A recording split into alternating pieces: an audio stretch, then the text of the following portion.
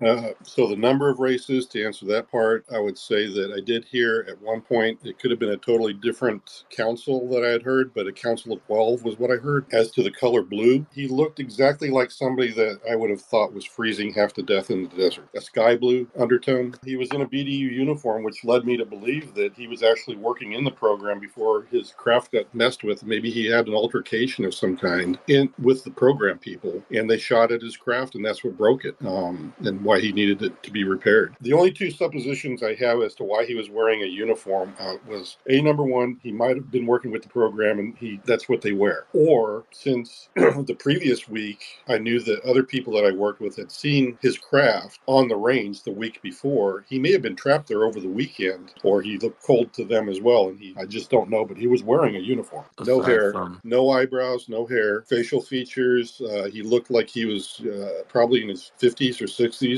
wrinkle wise on his forehead and neck area. They did look a little bit deeper than a person of 18 years old or whatever. So he did look like when we're getting in our 50s or 60s. His nose was a bit big. His eyes were definitely big, and his ears conformed to his head. Other than that, it was very much a human looking head. His lips were a bit thin, but not out of the realm of normal. He did speak orally to me, and it was in a language that the only thing that I thought came close was like Norwegian, because it kind of had that kind of a lot of ooh and ah kind of stuff in it.